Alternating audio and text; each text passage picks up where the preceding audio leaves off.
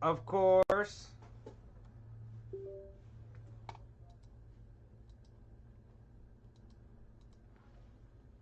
Give me one.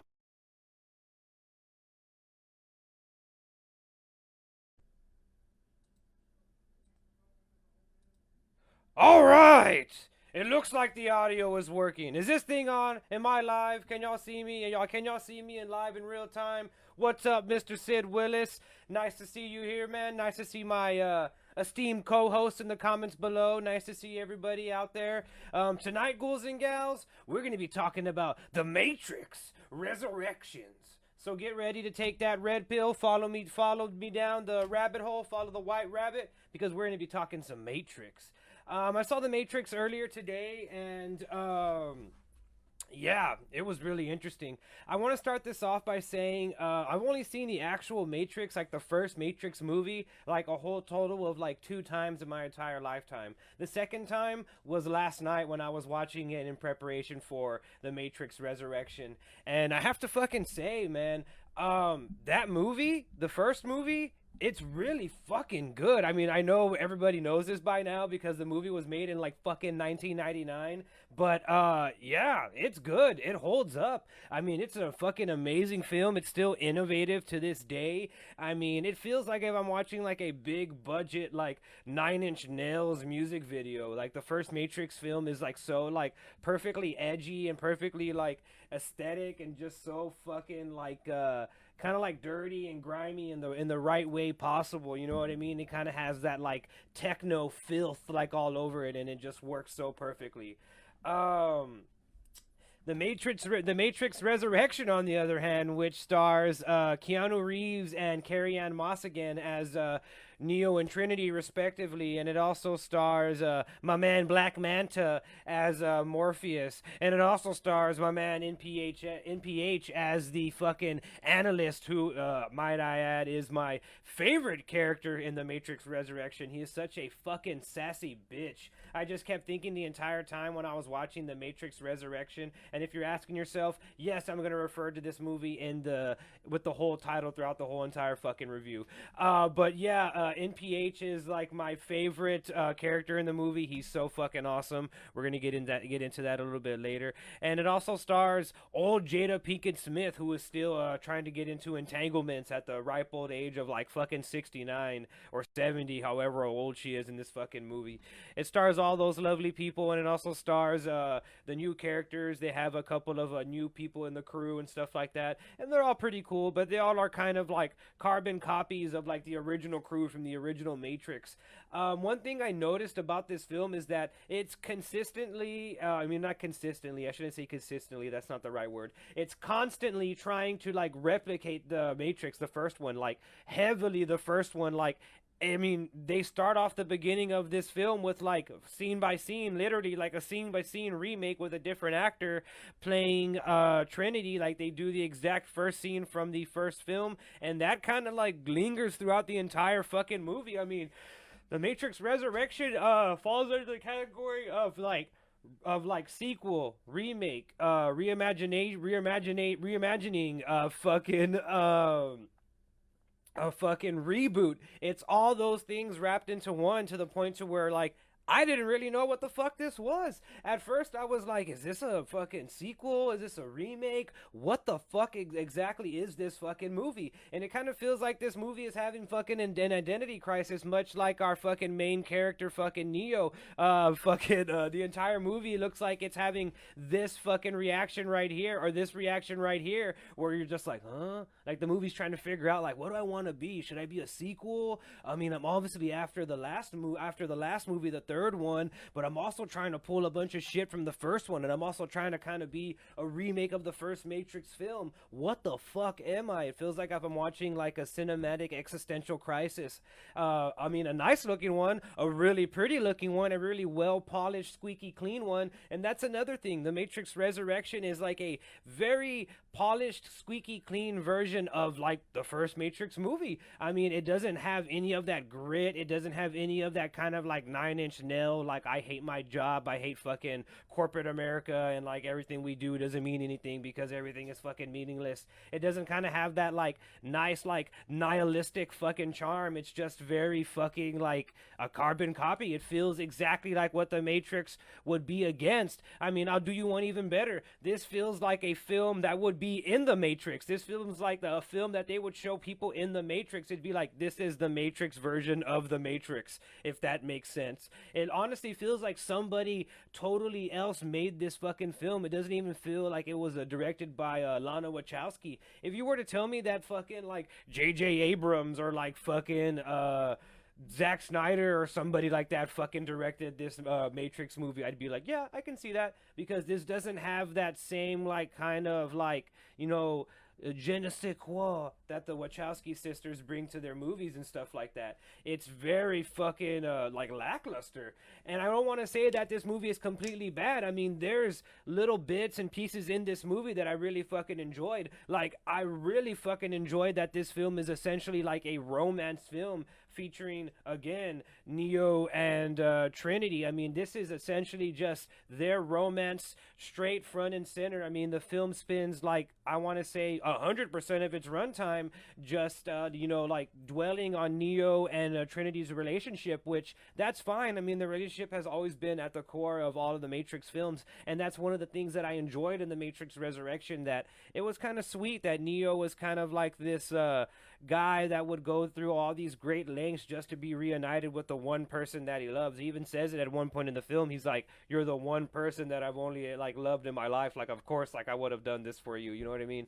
So that's pretty cool, and like really sweet, and it's very endearing. And speaking of like Carrie-Anne Moss and Keanu Reeves, these motherfuckers haven't missed a fucking beat. They are so fucking on point. These motherfuckers right here, they have all the chemistry in the fucking world. They should have fucking made this a fucking Breaking Bad movie, because this is science, bitch. They have fucking chemistry, Carrie-Anne Moss and Neo. I mean, if you were to tell me that they never stopped making the Matrix movies and that they just like yesterday like wrapped on the Matrix 3, I would believe you, because these people look like they never missed a day. You know what I mean? They work so fucking well with each other. Yeah, and Michael, they have not aged at all. Neo and Trinity, Carrie-Anne Moss and Keanu Reeves have been drinking fucking rarefied water and fucking breathing that nice California air, because they fucking look like the same. I mean, they even pointed out in the fucking movie, they're just kind of like, we don't know how to explain that you haven't fucking aged at all, Keanu Reeves. You should look like how you look in the mirror, all fucking bald and all fucking weird and shit. And yeah, Michael, this is fucking live. Papa got a brand new bag. I decided to upgrade my shit, and now I can actually talk to you ghouls and gals out there in internet land. So yeah, I'm really happy about that. I'm really excited about that. I know y'all are used to kind of the weird like pre-recorded slash kind of live thing where like I just replied to y'all in the comments, but like it's a pre-recorded video, so that way it doesn't stutter or skip. But yeah, I updated all my shit, so now we're good to go. And you know what? We're gonna give a hell yeah and a cheers to that. Give me a hell yeah in the comments, ghouls and gal. Fuck yeah, I fucking love this shit that it's live. Yeah. But yeah, yes. Back to the Matrix. There's a lot of little bits and pieces that I liked in this movie, man. Again, I love the Neo and Trinity love story. I said I was going to get back to it, and I always say, like, oh, I'll get back to that, and I never fucking get back to that. That's one of the things that I've noticed I need to work on. But yeah, getting back to Neil Patrick Harris. He plays the analyst in this movie, and Holy shit, ghouls and gals. I think this is my favorite fucking role that NPH has ever fucking done. He is so fucking devilishly fucking like sinister and so charming in this role. He is such a fucking sassy bitch. And it's so awesome to see him kind of take the driver's seat and be like the villain of the Matrix film. I mean, I know a lot of people were expecting Agent Smith to be the villain of this film, and he's not. I mean, he's in the movie, of course. I mean, you can't have the Matrix without Agent Smith, but my boy Neil Patrick Harris, for all intents and purposes, he's the fucking bad guy of the movie. He's pulling the strings. He's fucking threatening Neo. He's like, hey, yo, if you don't fucking get your ass back into the fucking simulation and shit, I'm gonna kill your girl, dog. I'm gonna shoot her in the head. I'm gonna stop time. I'm gonna shoot this apple. The bullet's gonna go through the apple. It's gonna go straight to her fucking temple. It's gonna be all fucking cinematic and shit. That's what's gonna happen if you don't fucking listen to me, you fucking huge, ginormous fucking dick. And it works. I mean, he's menacing. He's really cool. I never thought that I would say that Neil Patrick Harris in a movie was menacing. I mean, he's just good. He's just really fucking good in this movie. And I also like the new Agent Smith. I mean, he does a really good job, the new Agent Smith. I want to look up that actor's name. I mean, he deserves a shout out in for his work in the Matrix 4, because he is one of the only shining moments in the Matrix 4. And he is played by Jonathan Groff, who looks like Dennis Reynolds from It's Always Sunny in Philadelphia, which I noticed very early on when I was watching that movie. I was like, is that Dennis? Is that Dennis from Sunny in Philly? I was waiting for him to call Neo a stupid bitch. I was waiting for him to be like, Neo, you stupid bitch! You stupid bird bitch! But no, it was not Dennis from Always Sunny in Philly. It was our man Jonathan Groff. But yeah, I dug the new Agent Smith. I dug all of the kind of little subtle changes that they made. But one thing that I didn't dig was that this film is way too fucking meta. I don't know if fucking Mark Zuckerberg helped them make this fucking film. That's how meta it is. Boom. Yup, I just made a joke about Facebook. Yeah, hell yeah. All right. But yeah, this film is so fucking meta. At one point, it feels like if I'm watching like big cinematic reenactments of like the meetings that Lana Wachowski had to go through with Warner Brothers executives. Like at one point they're sitting down and they're like, we're gonna remake The Matrix whether you like it or not. And then in this universe, in the Matrix universe, The Matrix is a game that Thomas Anderson / Neo created. And yeah, it's just way too fucking meta for my taste. And, you know, they do the whole thing where they're, like, in this board meeting, and they're like, oh, the Matrix is bullet time. And they're, like, explaining, like, the different fandoms of the Matrix and how different people in the public react to the Matrix films. And it's just, like, way too fucking on the nose. It's way too on the nose. It's way too fucking meta. And I just didn't fucking dig it. I just did not fucking dig it. And the film also dives into this unintentionally funny territory where it's just kind of like has its head way too far up its own ass. It takes itself way too fucking seriously that it ends up becoming kind of fucking funny. I mean, it ends up becoming this kind of like unintentional joke, you know what I mean? Because like they're taking themselves ultra fucking serious, you know what I mean? Like this is literally like end of the world type shit, you know what I mean? Like Neo, Trinity, Morpheus, the whole fucking Scooby-Doo gang, they're all together trying to fucking stop the fucking, you know, fake simulation or whatever. They're trying to wake up people, so to speak. And I mean, it's grand, it's big, it's all that, but it's just so, like, it takes itself way too fucking seriously, and it doesn't have any sort of, like, wink and nod to the camera. And whenever it does kind of do the wink and nod moment, it, like, overly fucking does it. It almost does it to the point to where, like, they stop the movie, and, like, Keanu Reeves is like, oh, yeah, this is a movie. I just wanted to totally break your immersion for 1 second to let you know that this is totally a fucking movie. And, yeah, I didn't dig that at all. I did not dig that at all. Another thing that I did dig was New Morpheus. New Morpheus was like really cool. He had like all this fucking swag. He was like a cool fucking dude. It also doesn't hurt that he's fucking the Candyman and Black Manta. I really dig this fucking actor. I think he's a really good actor. He was a really good pick to kind of play the new Morpheus. And the reason I say the new Morpheus is because spoilers, if you're watching this, I'm assuming that you've already watched The Matrix Resurrection and you're just like checking this out to see what I thought about it.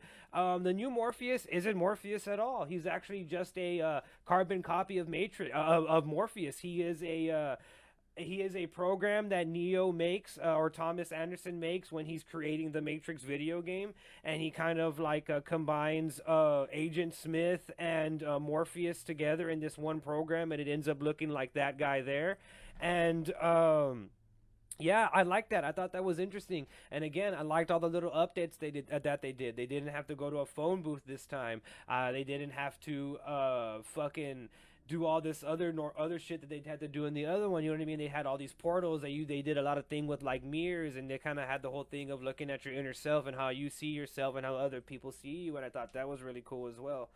But yeah, there was just so much of a mixed bag in this movie that it ended up being this thing where it's like, are y'all trying to just remake the Matrix? Like, do y'all just want another bite at the apple? Do y'all just want to make another trilogy of films? And that's what this film ends on. It ends on kind of a note, at least to me, that they're going to make another Matrix movie, that they're going to show them trying to recreate this world and kind of, redo this whole thing, and they're going to kind of like have to fight against the suits or whatever. And it looks like that's going to fucking happen. It looks like that's going to be the case. And if it is, all right, maybe I'm up for that. I don't know. Maybe Carrie-Anne Moss and Keanu Reeves have another few films left in the tank, because God knows he has a lot of those fucking John Wick movies coming out. But yeah, Matrix Resurrection. In summary, it's a very mixed bag of a film that relies heavily on the audience's nostalgia for the very first Matrix film. It kind of sort of glazes over the other Matrix films. And I mean, it's a very mixed bag that relies heavily on that, and this movie is just so super fucking meta again that to the point to where it just legitimately turned me off. And again, it felt like I was seeing like recreated scenes of like Lana Wachowski having meetings with Warner Brothers and shit like that. It all just feels all way too on the nose, all fourth wall breaky, and it just feels like a carbon copy. It doesn't feel like the Matrix. I never thought that I would say this, but I miss that ugly ass green fucking tint. I miss that ugly green fucking tint that they did in the Matrix films, that they did in the 90s, that the Matrix made fucking popular and stuff like that.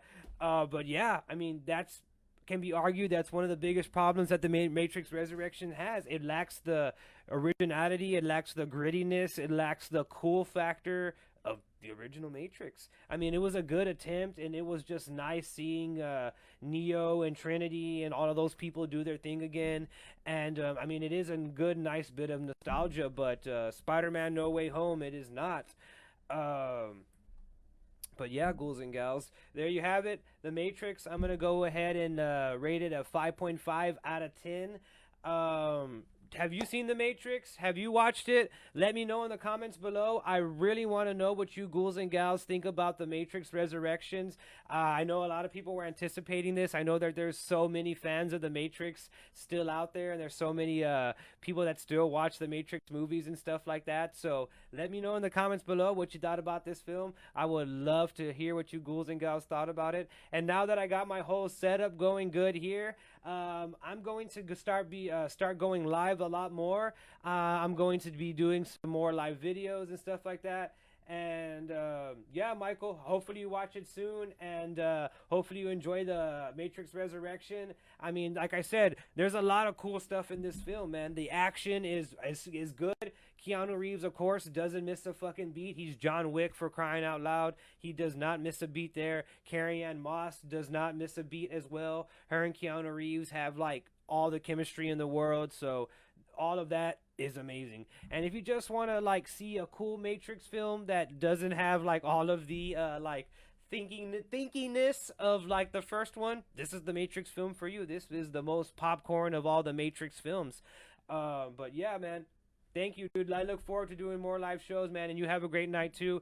Ghouls and gals, thank you for watching, and thank you for tuning in to the latest live episode of the Ryan T Show podcast. Good night, ghouls and gals. Merry Christmas, Happy New Year, and I will see you in the next one. Also, make sure you tune in tomorrow for the new episode of the Ryan T Show podcast with me and my boy Sid Willis. We're gonna be going live. Well, actually, it's gonna be a pre-recorded video. We're gonna be talking about a whole bunch of cool shit. So hopefully, you ghouls and gals tune in and check it out. But again, I'm Ryan T, and I'll see you in the next one.